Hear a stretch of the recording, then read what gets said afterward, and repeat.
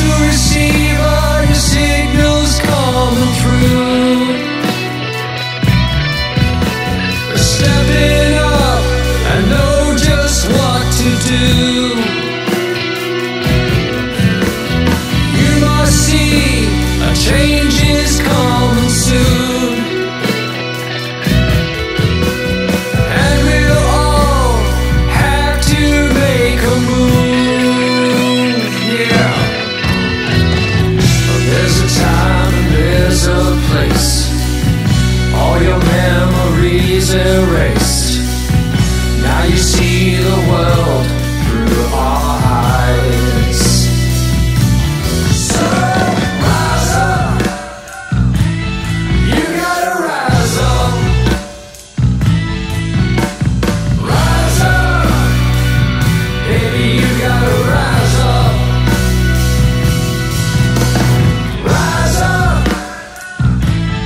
You gotta rise up. Rise up.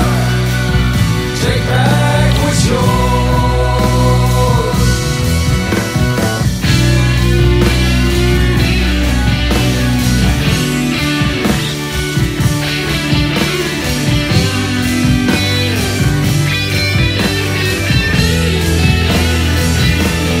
Let's all rise up. We gotta rise up. Rise up. Baby, we gotta rise up. Rise up. We gotta rise up. Rise up. We gotta rise up. Come on, Lazarus, rise up.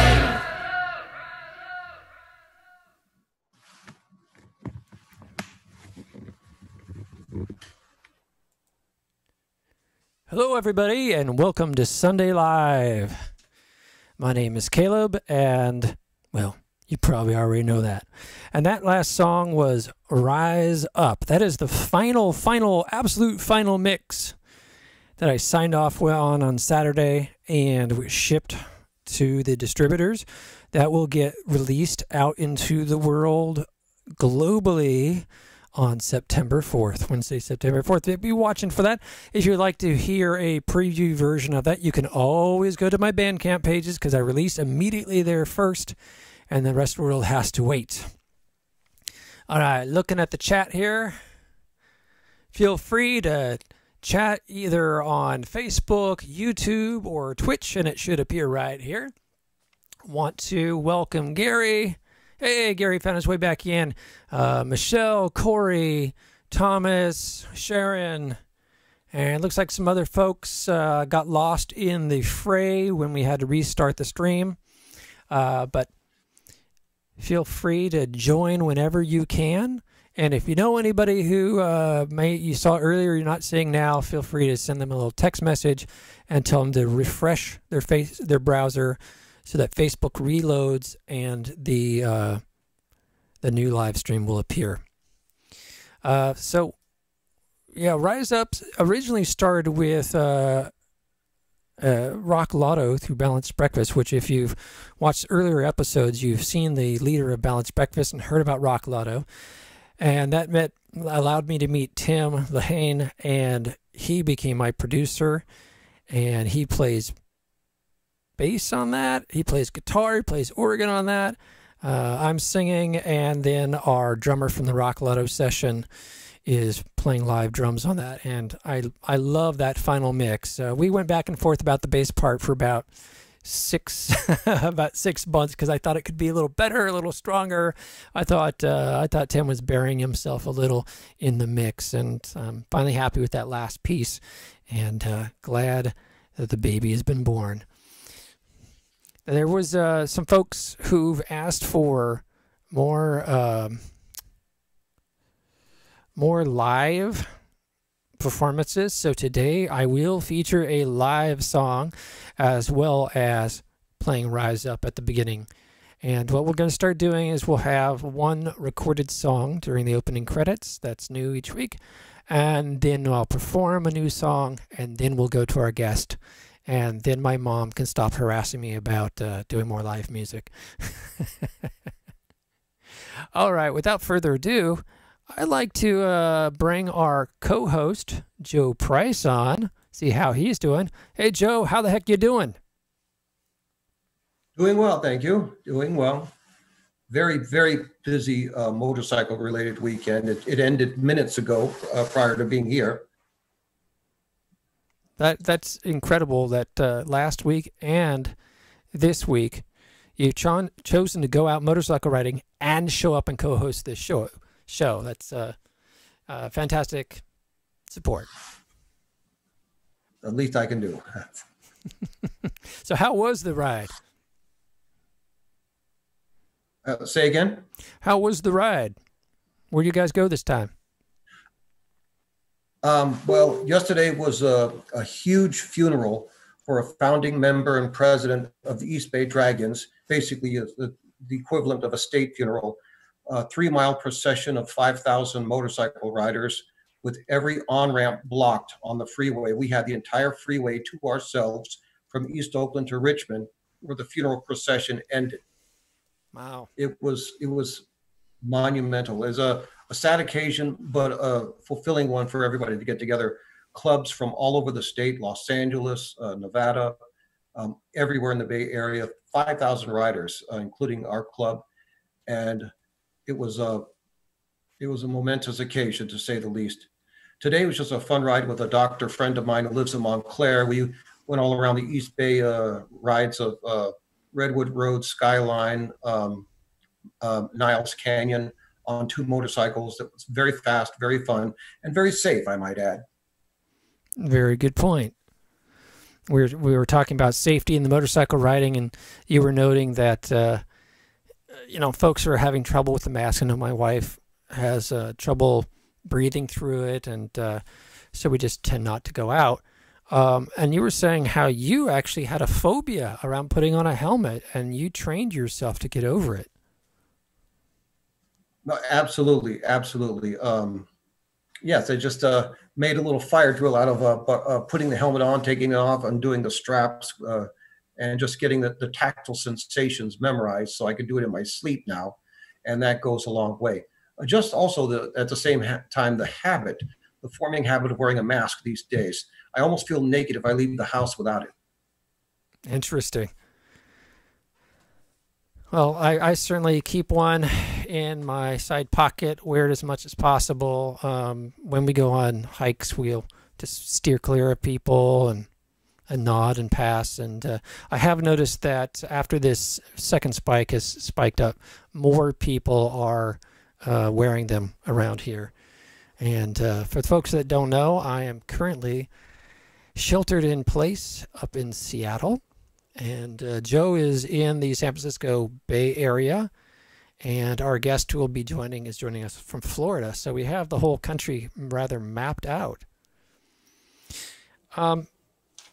Again, as I was saying earlier, some folks have said, hey, you're not singing as much. And the bottom line was I'd been losing my voice during shows, but it's getting better. And it's a little rough today, but it's better than it was early on. So I'm going to try a new song on you. And it is a song about the times that we find ourselves in. And this is a demo version. I think the music is pretty much done. And I'm just working on the lyrics and the vocal melody. But I'd like to share this rough draft with you. As I was saying to my mother, I put out about 4 songs a year. So doing a weekly show and singing a song every episode, I really have to start thinking about what music gets presented. And, because it's not like there's an infinite supply of it. So I'm trying to figure out how to balance those 2 elements. So without further ado, I'm going to make a slight adjustment here.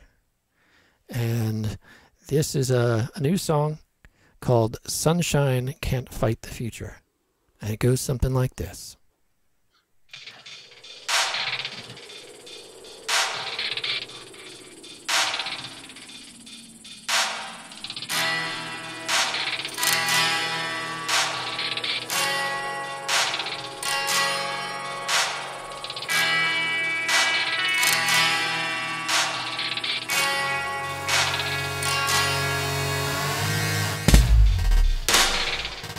Heaven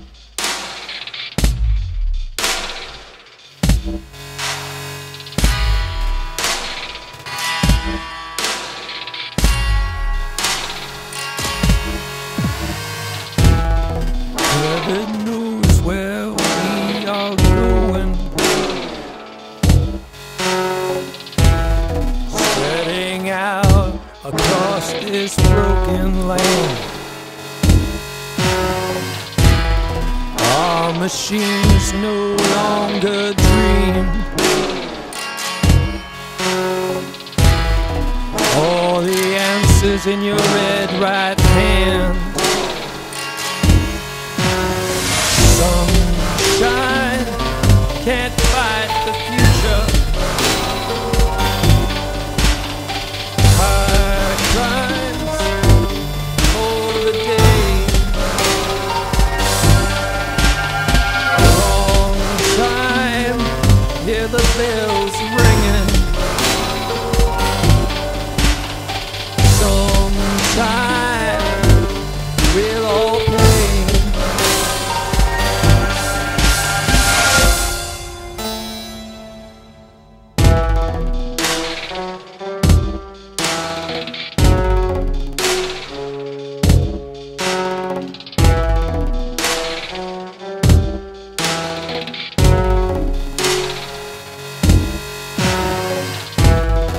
Feeding our hungry cries.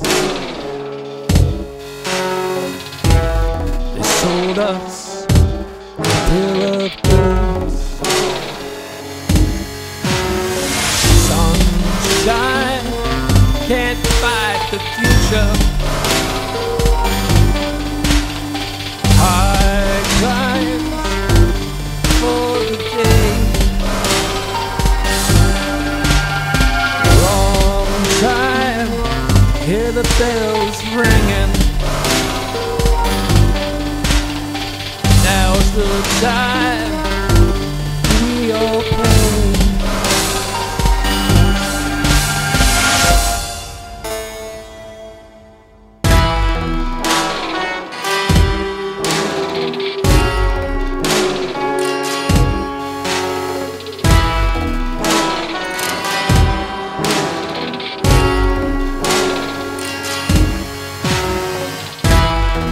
Now we know where we are going, crawling with our tears in hand.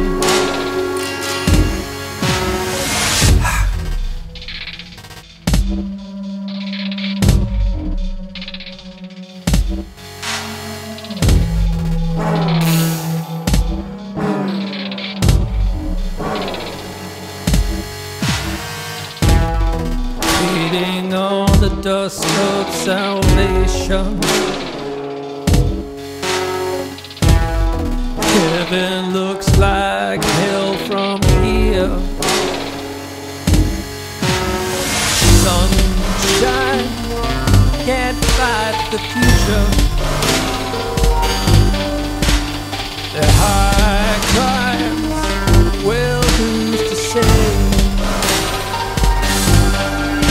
It's the wrong time, hear the bells ringing. It's time we all pay. Sunshine can't fight the future. The high crimes, well, who's to say? A long time, hear the bells ringing. Now's the time we all pay.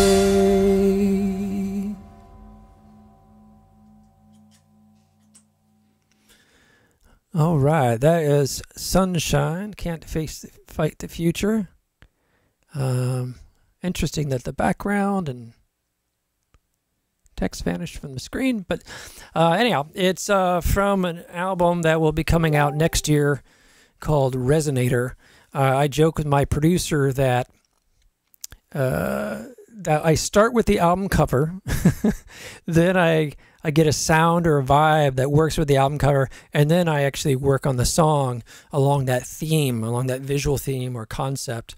So the lyrics and the vocals are typically the last thing that goes on that tells the story. And that first was recorded, I did that guitar part in LA back in October when I was down there. So I was thinking, I was out in the desert and very much thinking about that environment and that vibe, and obviously current political stuff and ecological stuff went into that. So the album will be called Resonator, and will feature, it will be an EP, to be honest. I don't think it will be a full album, but Sunshine Can't Fight the Future, It's the End, which folks who have watched the show have already seen the music video for and heard, and then The Bitter End will also be one of the singles from that album, and the rest will be soundtrack instrumental pieces. So if you liked that, comments, feel free to throw them in the comments. Again, the lyrics are still, having just sung them, I feel like they're still rough draft, and that I'm not satisfied with them yet. I think the chorus is fine, but the verses, and then I have some half verses in there because I thought it sounded more interesting that way. But now that I've sung it, it actually sounds to me like maybe I'm not singing all the songs, and I need to fill out the story. So, some songs are born easily, and some songs take years before they're ripe. So you never know. But I greatly appreciate all your guys' feedback. So without further ado, I'd like to introduce our guest for today, Thomas Asmuth. He is an artist, citizen scientist, we'll have to ask him about that one later, and professor. And I'm going to unmute. Let's see. Joe's unmuted. Thomas is now unmuted. Give you a little background. When I first met Thomas, he would do these crazy things, like I'd walk in and he'd have a laptop. I'd say, "What are you doing, Thomas?" And he'd say, "Oh, I'm broadcasting on a personal radio station." "How are you doing that?" "Oh, I just whipped together this little circuit and attached it to my laptop, and now I'm a radio show." Or, "Oh, how do you like this little bug I created with a little light sensor that acts along these certain lines?" And blah, blah, blah. So quite technical, and at the same time, very much a painter. For folks that have been seeing the show, right behind me is a big red painting, and that's one of Thomas's. And these paintings I first saw, these images I first saw, we used for the first Queer Blue EP, the pre-release copy had some of these paintings, and they're done with a cloud chamber. We're actually seeing subatomic particles move through mist, and then he's converting that into a painting. So Thomas not only is technical and artistic, but he can take the two and blend them together in different ways to make something truly unique. So without further ado, this is Thomas. Oh, no, that's Joe. Joe, you're jumping in on Thomas. Yes. Well, here's how this works.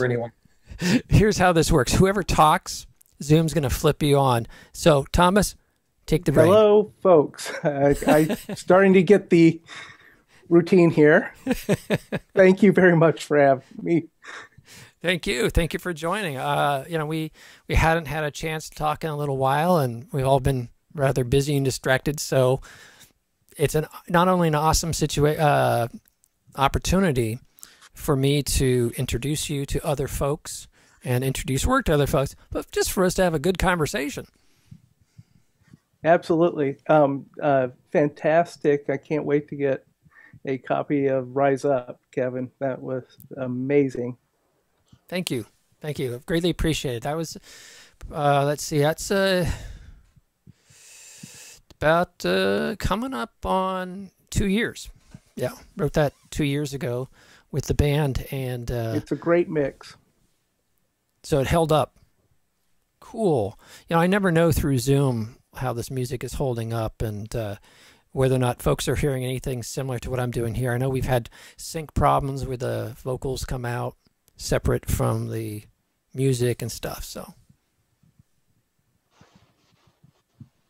Well, I thought you sounded fantastic. And yeah, it's working very well. I'm very excited that you're taking this on, and yeah, just a pleasure to be here. awesome. Thank you. Eric says confidence grasshopper. It's funny because I do tend to pause and stuff, and I don't think of myself as a person who doesn't have confidence, but it can come across that way. So, but thank you, Eric, for the poke on that. Greatly appreciate it. So, I just showed a bit of your art. You want to talk a bit more about this cloud chamber? Sure. Uh, Short version is that before my painting life, before studying those sorts of artistic traditions, I studied a lot in the sciences, including physics. Always super interested in that sort of world. The nature, the joke from, of course, the high school physics teacher was, you want to know physics so you can become one with the universe. And so took that kind of personally, I guess. And as I studied it, I found out that there some very interesting overlaps with philosophy, and also how you navigate the world. That it's just a extraordinarily interesting group of people who are in that world. Later, the images that I see on the rotation, these images from a particle detector called a cloud chamber, allow you not to see the particle because obviously that's subatomic, but it allows you to see like a contrail, very identical to like how a jet leaves a contrail in the atmosphere. And so, especially there are events in the world, such as when there are sunspots, that you get all these amazing particles raining down on us and spiraling out, and they're captivating. I'm very interested in experiential stuff. Cool, and I liked that root of your paintings aren't just abstract for abstract sake or figurative. They're certainly not figurative, but that the idea that there's this deeper communication about the world and about the physical world coming through, and that the physical world isn't just still life photography and still life, drawing fruit and a table and a chair and these sorts of things, but this in some way is still life. It's just the still life you don't quite see because it's still from it's not mathematical. Yeah, I say it's invisibility. physical. Yeah, invisibility is like this really fascinating idea because we're constantly interacting with things that our vision, which is our primary sense, fails to capture, and so it's still real, it's still experienceable. So Very cool. I like it. It's not always visible, but it's quite tangible just the same. You learn to look at it through another medium, if not the particle itself, the contrails, for example. right, an evidence, a ghost, if you would. We use that term, say, in printmaking. When you take that second or third pull of the print, it leaves the ghost impression, and sometimes those ghost impressions are very telling. And The ghost becomes more visible.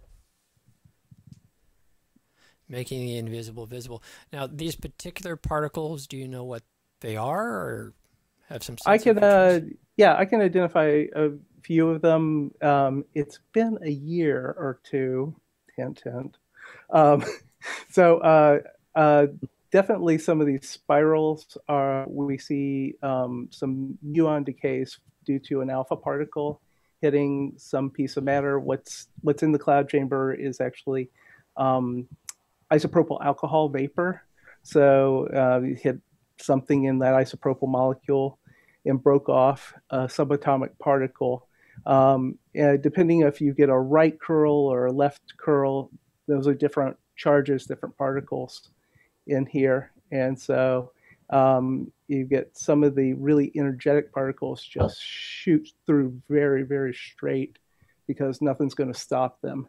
And what's really great about doing this sort of thing at home is that eventually you realize as you're staring at it, as this thing's in your face, that one of those particles must have passed through you into that chamber. And the sense of awe that that gives you about how you are even permeable, you are even a ghost to part of the universe, come aware. And yeah, it still gives me goose flesh thinking about it. I remember a friend of mine, James Tejada. I don't know if the Tejadas are online here. He dropped off an album at my house in high school. It was by a Canadian band called Klaatu. And the last track on their first album is called Little Neutrino. And I would go to bed to this album, and it was all about this particle traveling through you and you not knowing about it. And I thought, who writes songs about that? That's awesome. Yes. That was actually my first time I heard it described to me about particles flying through my body. Not just that, I know there's lots of space in molecules, so therefore there's lots of space in us.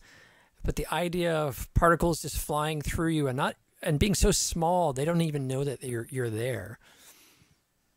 It's a trippy idea. And I think there's a huge amount of, that idea, that you bring the physics together and you bring the art together and you start realizing that the term perspective might be, or frame of reference might be just a little bit twisted one way or another in the professions, but we're starting to fundamentally come together in trying to communicate those sorts of ways we're connected.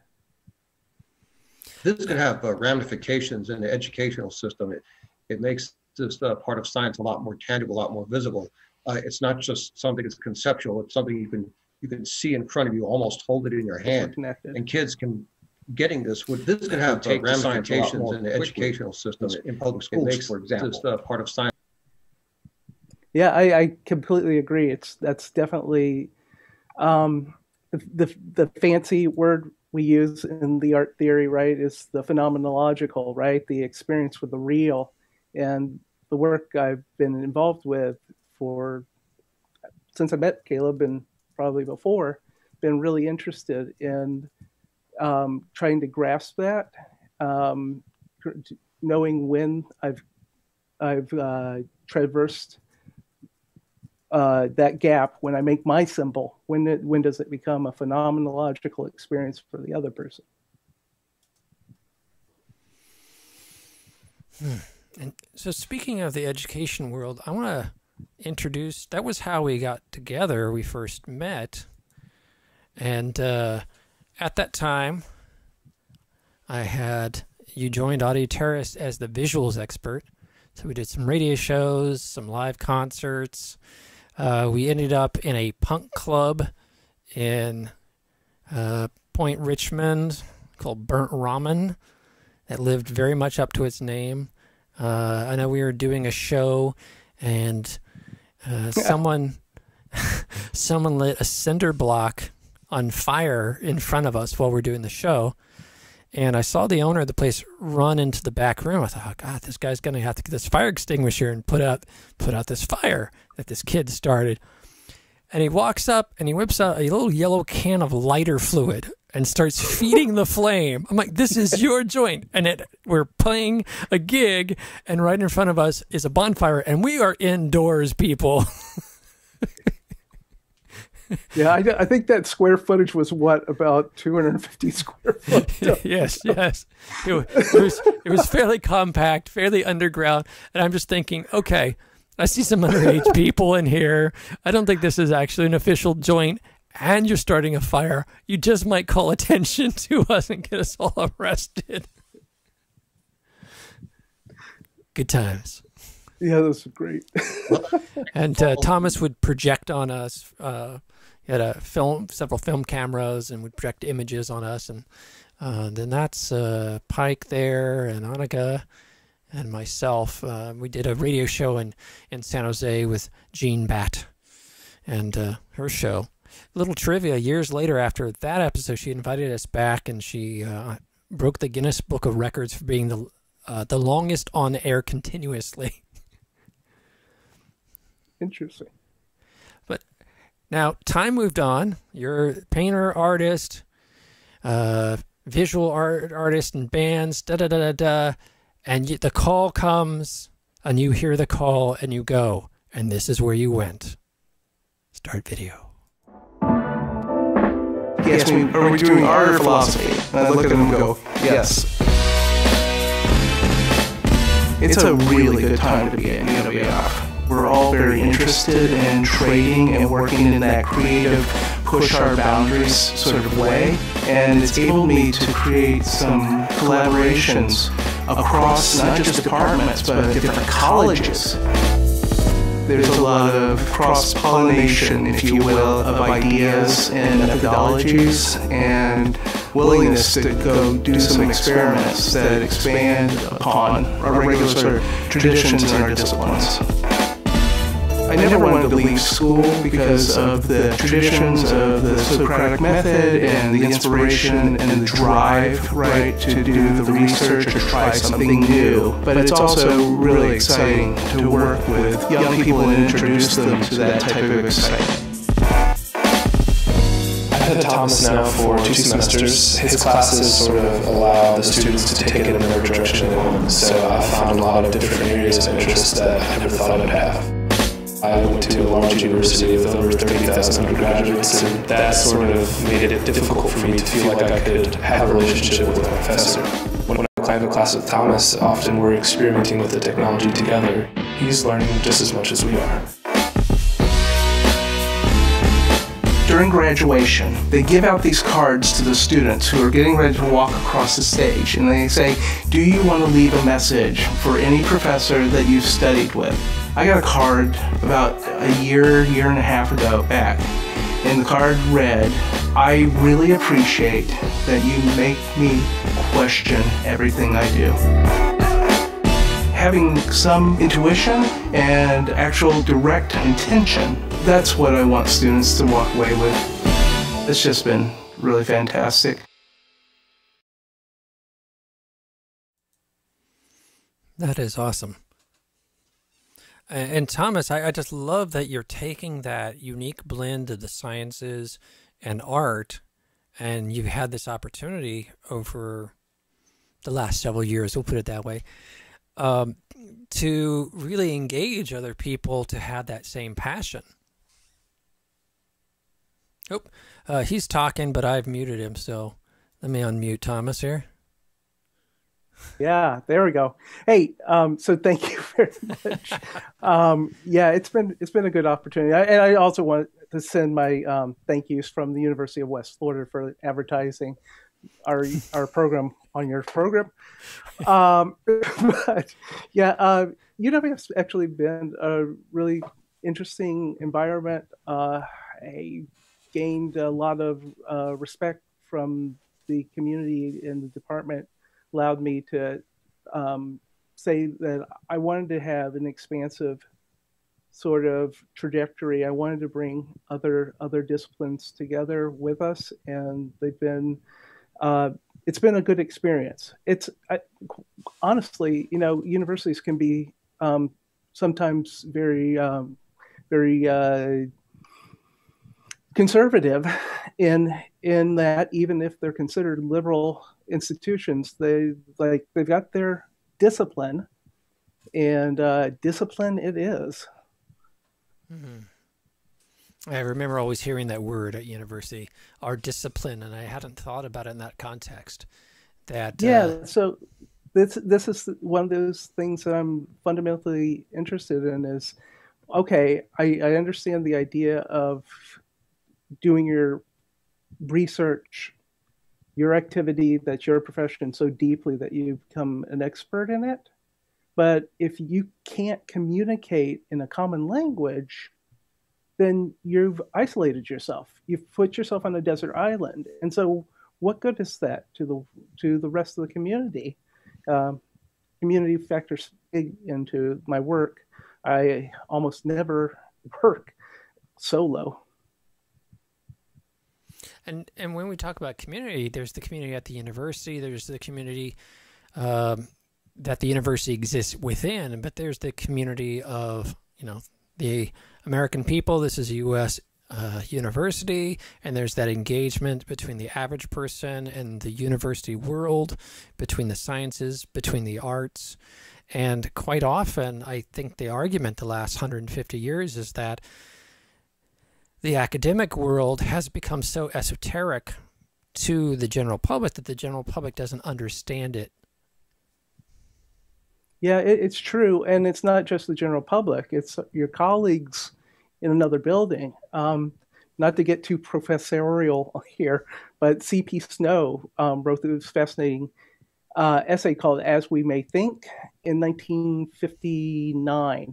So talking about how his colleagues in the sciences and his colleagues in the humanities didn't sit together during lunch because they didn't have a relevant language to have community.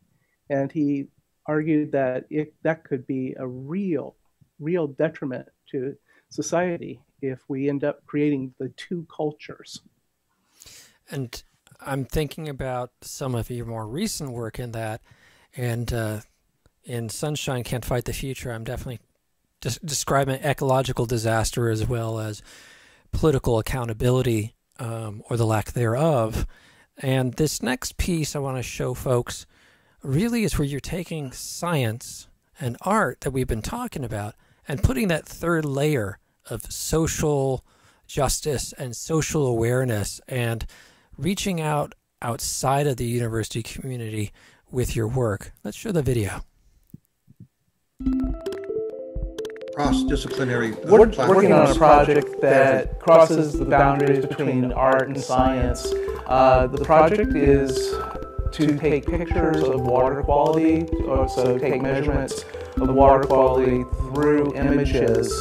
The images can be used to do an analysis of what's going on with water quality as well as the pictorial elements. So this is one of those places where art and science, the procedures, if you just go out there to collect what you find and you don't do any modifications to it aesthetically, it's completely in line with what ecologists or environmental scientists will do to collect data. So to collect our data out in the world, we're using a project that is open source, started in California by the name of OpenROV. ROV stands for Remote Operated Vehicle, and this is a little submarine that uses a tether and then uses a computer as a driving interface. But it's also been a remarkable opportunity to work with graduate researchers.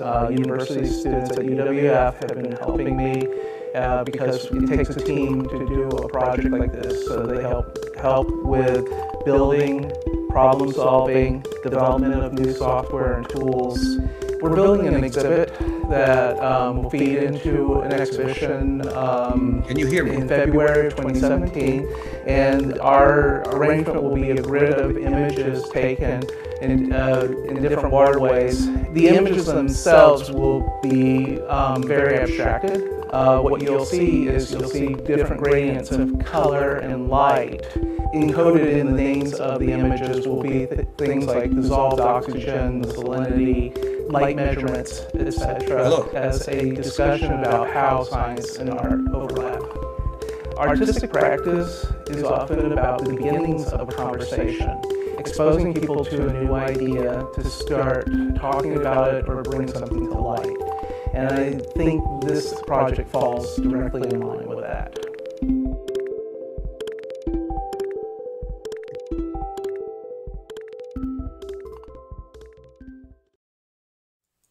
All right, and we're back. Hey, Joe, yeah, I'd muted you during the video. Can you hear me? All right, we're back. I will unmute folks. I forgot to warn you in the beginning, Joe, that I'm going to start controlling the mute so that when videos are running that folks don't hear squeaky chairs and stuff like that. Yeah, I copy that. So I'm going to unmute Thomas, but before I bring Thomas back, what are your thoughts about what he's doing here? Well, I was speaking earlier into an empty microphone. The idea of cross-disciplinary platforms within the arts category and within the science category, and between the arts and science categories, makes for better dialogue and less polarization, if you will. In martial arts, they say the highest attainment is if you learn a second or third martial art to lend better perspective to what you have. And the same thing with various sciences. If you different degrees of science, different albeit parallel categories of science, or even within the multimedia realm or artistic realm, and various categories of art, give you a better perspective of what you're doing and a better appreciation of what others are doing, as they are very, very parallel to what you're doing. It's true in arts and true in martial arts, it's true in science, and the melding of science and art can be achieved this way as well. I like what you're saying there, Joe. For a long period, I really sought to try to find a place where I could bring together, and it's interesting. It was this project that I felt like I really started to get there. So we've iterated on this project over and over, building with some open source software. One of these ROVs was a nice chance. It actually brought together our marine sciences department and our underwater archaeology department, because they both could use that technology as well. And that just started to fling open the door to the possibilities of that. And so for the last 5-6 years, I've been doing these activities that cross back and forth, and had this opportunity we're starting to use the term in the field called transdisciplinary, which I've done a little bit of writing on, where it's a transitive sort of activity where you're actually trying to co-opt the language from other disciplines, but apply it correctly so that it makes sense. And eventually, you're redeveloping the disciplines both at the same time by looking at different ways of analyzing and dealing with the information. Now, it can keep you on your toes, but it captivates the imagination as well. Absolutely. And Thomas, I'm showing now a video or clips of images of a gallery show. So we saw images while you're describing the project of being out there using this ROV craft to capture images, and also in the wild, in a swimming pool, and different developments of the device. But now we're looking at converting those that work into gallery art. Could you describe a little bit how the gallery end and that translation happens? Well, absolutely. So the project leans on the creation of images, right? And anybody who has spent a little bit of time thinking or studying about science know that the observation is key to both disciplines. And you have this huge tradition, actually, through probably the last 500 years of science-oriented people also being amazing draftspeople, because they're capturing that essence of the thing they're trying to describe and understand. So by going out first with the ROVs, but later with like this camera dolly, essentially, that I built, taking pictures of the water column, I had gone and talked with a fellow over in Earth and Environmental Science, and I said, I've got this theory. I'm going to give you a hypothesis. Here comes the artist into your lab, and I'm going to give you a hypothesis. He said, okay, if I went to the same locations at different weeks, and I took pictures of the water every week in the same manner, and I built up this library, I bet you could predict what the geochemistry, the chemical makeup of the water is. He said, yeah, that's good science. And I was like, oh, okay. Well, I guess I better start doing that. So we go out in the field, right, and you'll see some of this contraption that I've built out of PVC to hold an underwater camera. We take a picture at these set locations and there's a standard protocol. You take a picture at 4 foot, 3 foot, 2 foot, and 1 foot from a background, and you build up this library. That library, to me, it challenges the notion of image in art. The sort of, especially talk about underwater photography. It challenged the notion of, oh, I'm doing underwater photography. Oh, look at the pretty coral or fish, and that's sort of natural. This abstraction. I'm actually just concerned with what's in the water between there, and so they become abstract patches of color, and then allow me to like put up a grid of this stuff, or even organized. It starts to form a mosaic of sort. And that was one of the primary ideas when we started with the ROV, is to make a mosaic that would show these changes in a water column. And I'm curious, I'm looking at these images and the density of the water, I'm assuming is what's in the water. How much did you find that was just plastic? Oh, one of the people that I briefly been collaborating with is doing some studies on that. We haven't gotten quite there. I started, we're mapping color to things such as certain bacteria that live in the local waterways. What it can do is then, right, I make my mosaic, right, it gives a very visual representation to somebody that can go and say, oh, I can see week by week how things are changing in this location.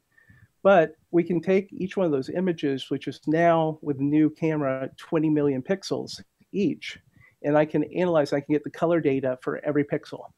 So I get, 1.9 billion points of color data for one visit out to one location. And then you cross that graph with the graph for the salinity or the light attenuation, and it's pretty amazing. So the image itself, the color itself, is an embedded scientific instrument. Let me pause and think about that a moment. An embedded scientific instrument. I was about to jump in and say we're already drifting into this language, this academic language, right? And I started thinking, I wonder how many people are still following what we're saying, and we haven't drifted very far from common language. But it only takes a couple steps before we're talking about spectrography and, not your experience of, oh, that's a pretty color, but this is what color physically is. As a light wave hitting a substance and absorbing some of the light frequency and releasing other parts of the light frequency. And what you see is essentially the light poop from the thing that you're feeding. That the sun's looking feeding. At a reflection. Yeah, you're. Yeah. And so that's kind of interesting. So for the last, say, 10 years or so, you've seen these really amazing expeditions where they'll map some certain thing, like a beetle kill or something, by flying over a forest and taking pictures of it, and then do a color analysis of the trees. They don't walk the forest. And so there's something interesting going on there. I think that we're starting to learn that some of the natural phenomena that get us excited, like you said, that is a pretty color. I had that experience. I'm in the Escambia River. I'm waiting for my equipment to be loaded. I've got my mask down in the water, and there's this bronzy color, but it's got depth. It's almost like a fog of bronze, if you will. And I go, and I go, oh man, I'm still a painter. I love that color. Not, oh, that's a deadly bacteria. I should not go in the water today. Right. Oh God, the harmful algae, they're gorgeous. There's no color like it. Wow, that must be tough as a painter going, oh, it's so gorgeous. I want to deal with it. I mean, folks think about this on a larger scale, like, oh, I don't know. I was walking down the street and I look at some berries and I say, oh, those are pretty. And my wife goes, there's a reason they're red. That was her way of saying, don't mess with the red berries. But I was enjoying the aesthetic of it. Yeah, but that folksonomy is in the color, right? The term, like that tribal knowledge, right? That from the wisdom, you don't lick that frog. So it's a fascinating thing, and I think that there's one of the images that was rotating that shows these cylinders of water, and that was a real breakthrough for me because as I'm taking my pictures, I'm also jealous of all the equipment and things that the scientists are doing on the boat. And I go, I'm collecting water this trip. I don't know what for. Okay, let's collect it. And I got back to the lab and I said, what if I built a really long test tube but put a light box underneath it? And when you get to that image, if you look very carefully, it's pretty obvious in the picture, but especially in the gallery, if you took a second and let your eyes adjust, you could actually see the gradient of the river because you start in a river that looks like chocolate milk by where we start. And by the time you get to the Gulf of Mexico, it's certainly aquamarine colored, but it's really, really clear. And you can't see that through the narrow sort of view through the side of the tube, but the light coming up through that makes this nice little gradient from a bronze to an emerald or azure color at the end. Yeah, the first time I did not notice, and the second time I saw it scroll through, I saw the far end, which had a darker blue, and then I could start seeing the gradients in between. And I kind of saw that first picture as test tubes, and I didn't see the picture in the other shots. Now I have, where you see these very long tubes. So imagine in a gallery environment with the light box, you get not only left to right, but top to bottom. Yeah, it's really interesting. It really gets magnified at the top. What I'm going to go sciencey on you on the meniscus, where right the water stops at the top. It really amplifies that little bit of gradient. And it was actually incredible because I had some students who knew that I was mucking about in this stuff, and there were the couple who came up and they said, "I've looked at that for a long time. Is this what I'm seeing?" I'm saying, "You saw it exactly," and that's that phenomenological connection. The like real experience of the world, the really seeing a particle fly out of your head and into the cloud chamber sort of moments that they elide any kind of graph or narrative that I can construct. And it seems to provide a potential doorway for conversation, which is what I hope in many ways this show is about, is people having conversations, people who hadn't thought about gallery shows and the chemical composition of local river and how that affects art and affects music, that this show can help put puzzle pieces together and open doors that someone might not normally have on a Sunday evening. And that's why I've been inviting artists who are in the visual arts and the sciences and music, diverse every weekend, to join in. My mother says, though, I have to change the picture because the original show was going to be me singing every week. So it has a picture of me singing. And she's like, you don't do much singing on this show with the picture of me singing. But I'm kind of thinking about keeping the image and letting it have a deeper meaning. It's not like you're just tuning into a concert, but you're tuning into an expression and a connection that can come through singing. Part of that art is, in fact, the music. I remember the last great gallery, so to speak, between art, music, and science was your barbed wire theremin thesis in San Jose, Caleb. That was fantastic, and complete with readings, almost poetry readings by a gentleman walking the circumference of the barbed wire theremin while the music was playing. So it was this great thing: art, science, music, and even literature, all in one fell swoop in one gallery. I don't think I've seen that since. It definitely was subtle too, and I went a bunch of different directions with that thesis. If you watch the episode about the thesis, you'll hear all about the details of how I was going completely different directions. And then it just suddenly one day I was sitting outside in the sun, and it like just distilled into this very simple thing. And I threw most of it out the window and made it just this simple experience that you could walk in and go, oh, I don't get it, and walk out. Or you could spend some time there and get to see these different layers and these different connections. Yeah, I think it takes a certain amount of trust when you come from a TV culture and a movie culture and a pop culture. I wasn't listening to art music when I was a kid. I was listening to ABBA, very much part of that pop culture. So doing that gallery show required me to let go and not worry about, what is the viewer thinking? What is the viewer getting out of this? And how am I telling the viewer what to think or what to feel or what to interact with from an entertainment standpoint, but just allow something to just be, and you have to just place yourself in that space and be with the thing that's just being and allow it to open to you. Took a big leap of faith for me. I don't know about you, Thomas. How do you feel about that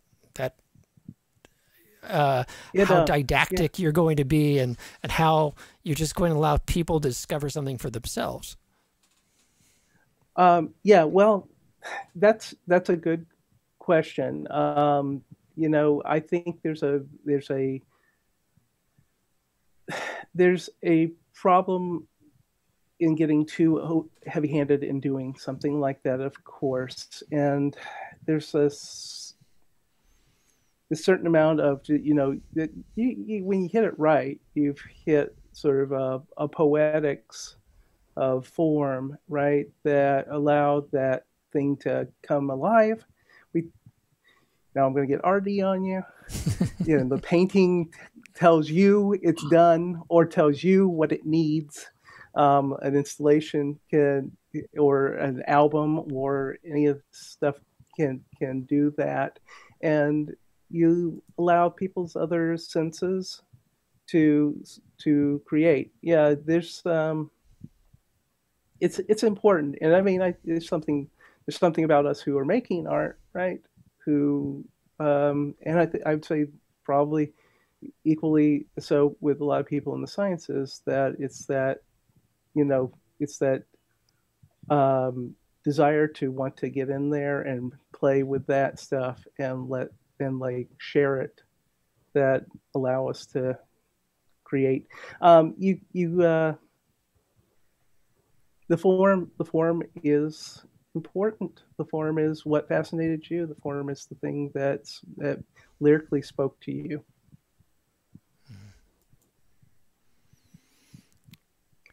And speaking of speaking to you, we started a little late, so this is actually the top of the hour now.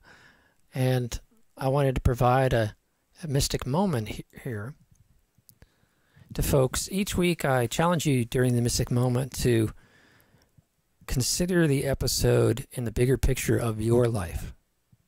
It's great that I'm here talking and hosting and presenting stuff and perhaps entertaining, and my guest is providing additional insights and entertainment. But in the end, for me, being creative comes back to the self. And when I experience art and I experience something outside of myself, taking that back to the studio and processing that or challenging myself to approach the world in a different way is key. So this week's Mystic Moment is about stepping outside the box. Think about what you do. and how you do what you do, and what opportunity you have to reach across the aisle to someone who thinks differently than you, does something different than from you, comes from a different background, comes from a different discipline, whether it's their career is different, whether their creativity comes from a different department, painting versus music versus all of these verses, and find one thing that you could say, me versus that thing, and engage with that and see what you discover. And Joe, I think you have something to say about this topic. One of the things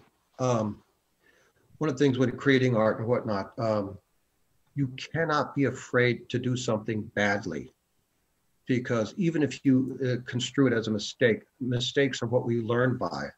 And that implies there was a mistake in the first place, because with art, what you think is bad may be avant-garde. There's such a thing as artists being ahead of their time, or, especially musicians, creating something that wasn't appreciated because they were ahead of their time. But that can't be a constraint. That can't be a constraint. If you mess up 1,000 times and get it right that one time, it's worth it. And those 1,000 times that you mess up, you're not really messing up. You're just creating something that's ahead of people's time, and the right people will get it. You will find your audience, so to speak. The right people will get it, and it's this is where the so-called failure is a wonderful playground, because this is how ideas formulate. It's how they incubate, and it's how they mature, artistically and even scientifically, from fledgling research to scientific conclusions, especially with art. It's from bicycle fitting of saddle height, fore aft adjustments, angle, and knee extensions on bicycles for safe competitive cycling, or for martial arts, the ergonomics of stances and blocks and punches. I have messed up and relearned and so many times. And I kick myself. I think if I knew this at age 20, what I know now, God, it would be such a thing. But you can't kick yourself for that, because that's part of the process, and that's how you solidify and learn things. So it's rather than kicking myself, there's a gratitude for the discovery and the journey along the way. And especially in the art world, you that's what it's like. You can't kick yourself, or you can't say, if I knew now what I knew then, because it doesn't matter. What you knew then is every bit as valid, because it's part of the development and part of the creative process. It's a journey that may not require a destination, because I'd rather have growth than destination. It's a journey because it's a growth, and it just gets better and better. There is no best. It just gets better and better. And you have a wellspring from which to get better and better. And that's important. It's important with the arts and even with science. Here. And that was your mystic moment with Joe and myself. Thomas, so we got to... Oops, sorry. I hit my foot switch, and now I have a voice. Little, my singing box down below just accidentally got stepped on, folks. Apparently that was a little extra mystic gnome moment. We're coming up at the end of the hour. I have to wrap up at 6:30 this week, but we have another 10 minutes. Folks, we're going to continue out to this the 6:30 in chat. And as you know, if you're a regular viewer, in After Party, where we just let down our hair, unbutton our T-shirts, and talk openly, and don't care if the audience is following us and whatnot, and you can be a fly on the wall and hear us speak. I want to thank you so much for tuning in this week and tuning in every week for something new, something different. Yes, Mom, again, I promise I will do more singing on the show. And yeah, I just greatly appreciate it. If you liked the new Rise Up single, that's available on the caleb.bandcamp.com page. If you like something a little more electronic and dark, audioterrorist.bandcamp.com. There's a couple new singles there. Queerblue.bandcamp.com. New single coming probably late fall, maybe more like Christmas, that folks heard last week. A demo of if you have to run, because I've advertised this thing as 5 to 6 and you've seen the main show and got other things you need to do. Again, I want to say thank you for watching, but if not, stay around for after party. Starting in 5, 4, 3, 2, 1. Hey, welcome everybody. After party, the chat room is still open. I see some people chatting up there. If you have any questions for Thomas, now is the time to throw it out and get your answer. But otherwise, we're just going to sit here and chat out the rest of the time. I'm going to get the lighter fluid in the bricks. So, what do you think, Thomas? This is the show. This is fun, man. This is great fun. Yeah, I really enjoy this. So I've been having a great time because every episode I'm getting, especially with the lockdown and whatnot. And I've moved, I'm up mainly in Seattle and, and friends have moved all throughout the country over the years. And by doing the show, I'm actually strangely writing my own autobiography via who I've met, like key people in my life and creative people in my life, and how we've had these interrelationships. It's sort of evolving. That's why, again, I tease my mother about the singing and doing a concert every week, but I found this much more interesting because it's become this creature that's doing its own thing, and it's like it's out of my hands. Hey, when the painting tells you what to do. Yeah. So yeah, this is good stuff. And I've been hunkered down pretty hard as well. And so it's, I've been thinking a lot about how the whole situation, both with our health and politically and whatnot, how it's really impacted our sense of place, and how important that is. And it sort of connects to my ideas about experience. And it's like, I've been in this studio I'm talking to you from for 4.5 months, and I still struggle a little bit to get going because it's not the place where I do my thing. And so I found little outlets, but these sorts of things have been actually super helpful. So I was telling you a little earlier today about the fact that I've decided that I'm going to just do some live sessions for my online classes in the fall. I've got to have community, man. So you're going to be doing online sessions, but you're also going to be doing some live classrooms? Yeah, it's exactly what I meant by online. It's going to be live sessions. So in the art world, there's people out there who don't understand when you're in taking arts courses, they're usually about 5 to 6 hours a week, face-to-face time. And so I'm not going to be recreating that, but we're definitely going to set up an hour and a half once a week where I'm giving a lecture, I'm doing a demo, and then it'll be in addition to me being available for people to call in, because I regularly do one-on-one, video chats to think about a project or help give some feedback to somebody. But yeah, it's really, really important to create a place either conceptually or physically. I feel very fortunate. Having gone out last week was a huge motorcycle ride. Yesterday was a huge motorcycle funeral procession. Today, me and a doctor friend of mine went on a fast brief ride this afternoon, practicing social distancing, being safe as hell. I mean, motorcycle riders wearing masks and gloves, of course, and getting outside across several counties and back in half of a day.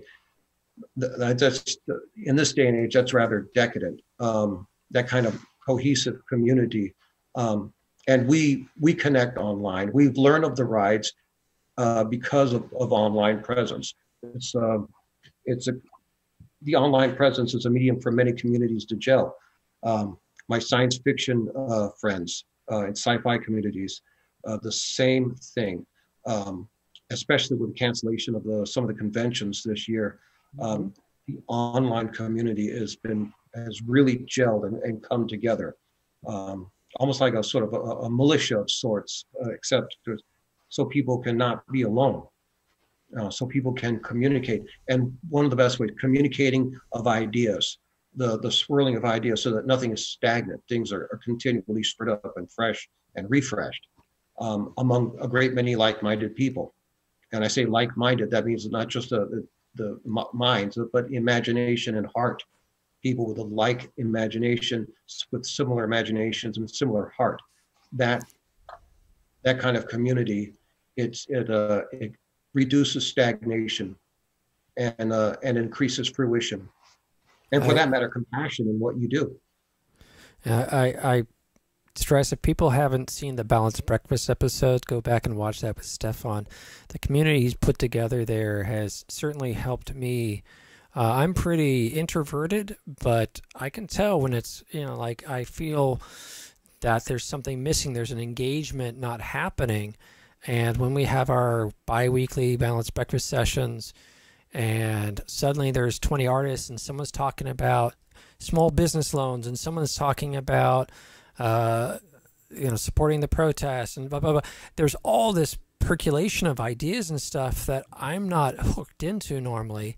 And suddenly, not only am I aware of all those things, but there might be something that's been sitting right in front of me in my world that I just couldn't see because I needed another perspective, and that interaction with people kicks you to have inspiration and to be looking at the world through new glasses. It's definitely a big thing. That's why I wanted to stay in an education environment. It's just there's new people coming through. The herd's being refreshed, herd's being mixed up. The mutt gets more muddy, and so it helps that. Yeah. Absolutely. Yeah, I think it's reflected in the work of you two, of both of you guys. That has all been reflected. The paintings, based on what you can't see, but you can see the paintings. And Caleb, in your music, it reflects what you've gone through in the communities. And by the way, the final cut of Rise Up and the song you performed is fantastic music. Music for dancing to, music for driving, music for seated meditation, looking over the horizon. It's fantastic. It's inspiring more than anything. Thank you.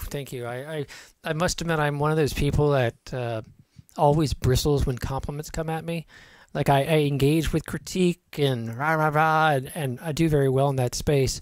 And so I tend to shy away from actually getting positive feedback, and I'm working on that, and I appreciate you putting that out there, Joe, because it gives me another perspective about the song and where it's going. And as Thomas said, in case of Sunshine, it's telling me it's not done yet. It wants to become something else, and I just don't know what it is. But it's still great to know that it's at least on the right road, even if it hasn't reached the house. I talk a lot about this dance between technology and art. The technology is not all of it, and the art's not all of it, and it's like this conversation back and forth, and that's what strikes me when you want to continue to work on a piece to find that moment where it's fully realized.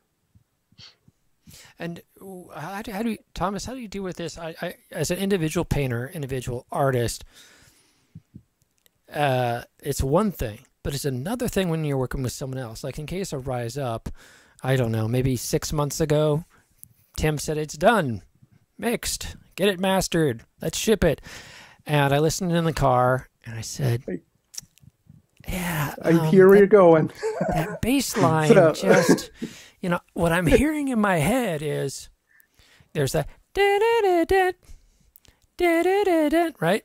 And there's this da-da-da-dun before, and it was just like boom, boom, boom, bass. I'm like, I said, where's the response? It's got to be call and response. It's got to be da-da-da-da, boom, boom, boom, da-da-da-da, boom, boom, boom. And so that's I sat there and he was like, he thought the thing was shipped. It was done. His mind had moved on to the next song. Da, da, da. It was dead to him. And here am I sitting there like, man, could you do the bass again, but do it like this? And he's looking at me like, yeah. Hey, really interesting. You know, there are plenty of people who I've approached to try to develop these kinds of relationships with across the aisle, if you will. Sounds political, but I'm talking about science and art, right? And I go into their office and I tell them about this concept I have and how it could be applied, and you know, would they be willing to lend some expertise and some knowledge on, say, material science that I don't quite have to make this happen? And they look at me and go, "Why would you do that?" And I said, "Why won't you?" And so, absolutely. And then, you know, even with people I have developed a relationship. There's been times where, out of practicality, it doesn't make sense for me to do my activity on our outing. The weather's bad. I'm physically in the water, right? I'm literally roped to the boat so that I don't fly all the way down to Cuba on the currents, right? And Lisa, well, I shouldn't name check her. Damn it! I should have named Tim. Tim, if you're listening, you didn't growl. You didn't growl. That was just creative license. Okay. said, "Oh, well, you know, you don't have to do your part this time." I said, "No, wait a second. That completely dissolves what we're doing. Remember, you're doing your thing and I'm doing my thing, and then we're going to try to meld them. And if I don't do my thing, what are you going to do? You're just going to publish the same thing you published before." And so the tension, and then I come up with a way to artistically demonstrate something, and she's like, you know, it's back and forth. I actually think those are incredible. They're incredibly frustrating at times, sure. You have to wonder what they're afraid of. Yeah, exactly. I mean, there's things in there, and yeah, that's what you get to. You find out that there's a publish or perish issue with somebody, or you know, other kinds of pressures on them, and interesting. I'm in such an apolitical department. It's really funny. I've gotten mixed up in the politics of other departments by doing this. And I will be back. My support team has just shoved food underneath the door because they know I'm probably not going to leave this room until 9 o'clock tonight. So hold on one moment. Continue. Do continue. Yeah. Yes.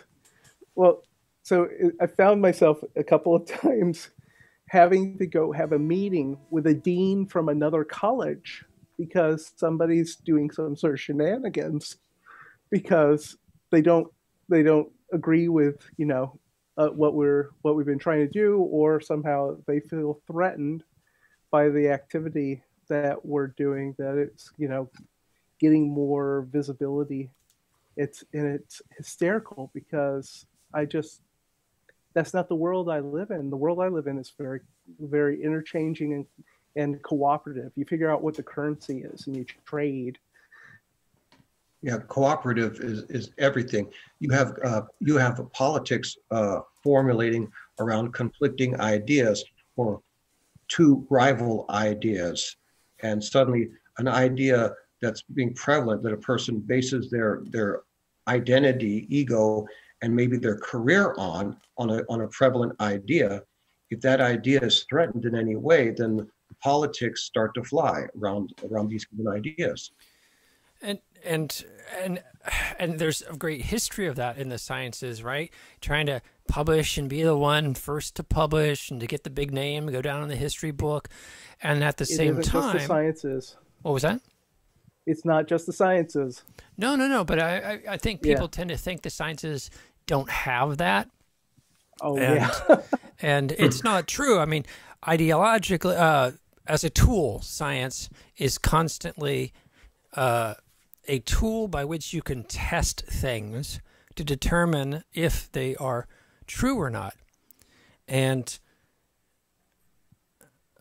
my next guest is going to try. I'm going to just throw him in. We're in after party. He did last week, so he knows what after party's about. Fantastic. And so, yeah, in the science world, you have that sort of protectionism, but at the same time, to do work that is innovative requires collaboration. The sciences have gotten way too technical nowadays to be done in isolation. Well, it's the place that offers the best opportunity for new knowledge building, is to actually try to explode your frame of reference and rebuild it, right? Yes. And welcome, Peter. Peter was our guest last week on Sunday Live, and he will be hosting at 7 o'clock a training session for UNI software product called Artmatic, specifically Designer. We're going to go through that user interface. So he's just joining in to make sure that all the technology works and that we're going to be good to go for 7 o'clock.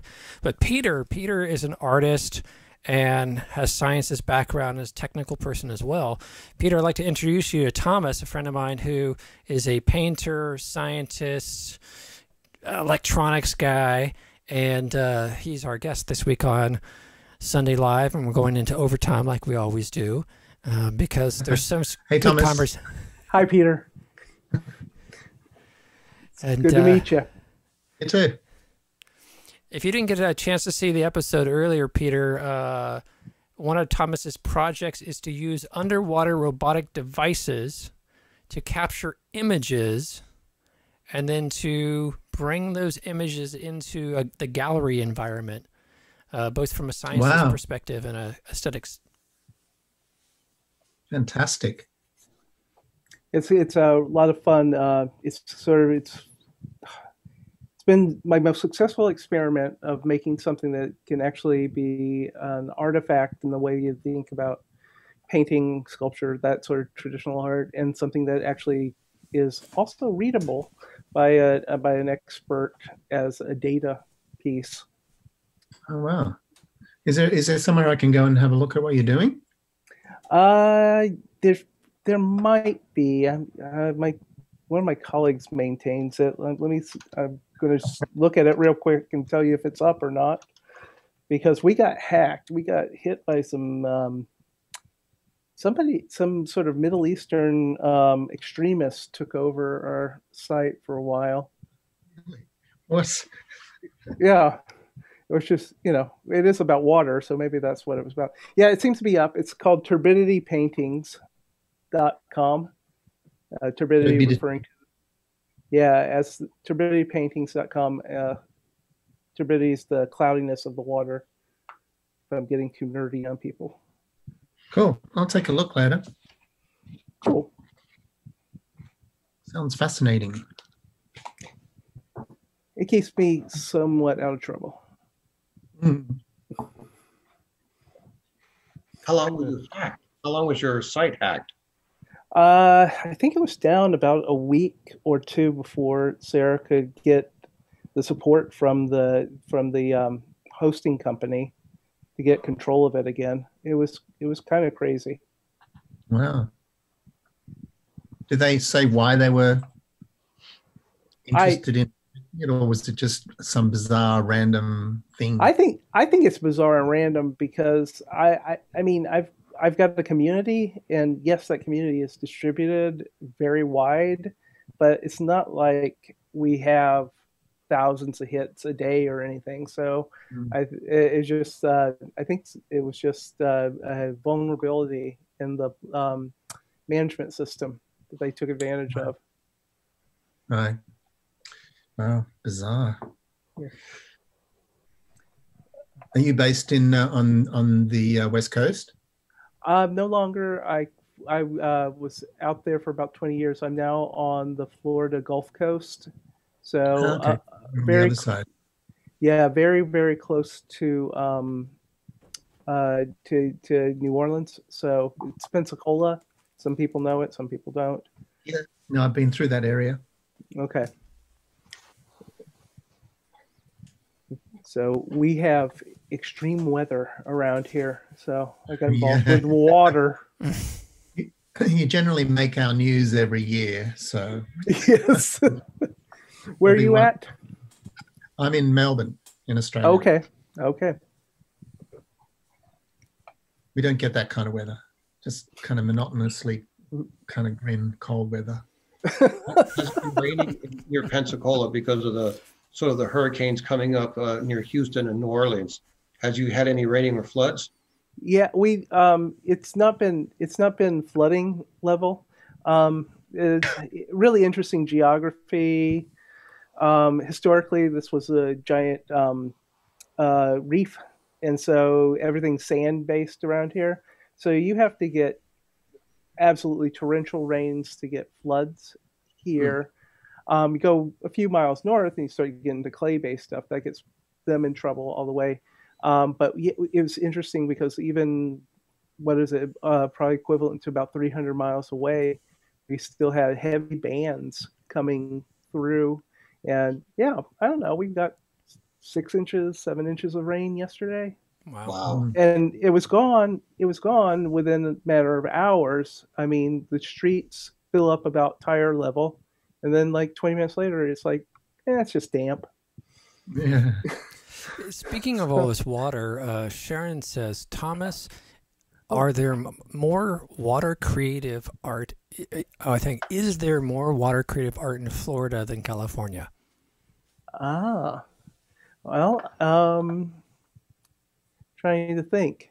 It seems like it's a big fascination with a lot of communities on the coast. I'm actually seeing a lot of work come from all manner of places because of the interest in the problems with global warming, and so I see a lot of projects at these conferences that I regularly attend in the summers. All kinds of interesting visualizations, or creative ways to try to get people out there in the water by simulating something, and that can be conceptually out there or just inspiring them to get out there and be a witness to these things.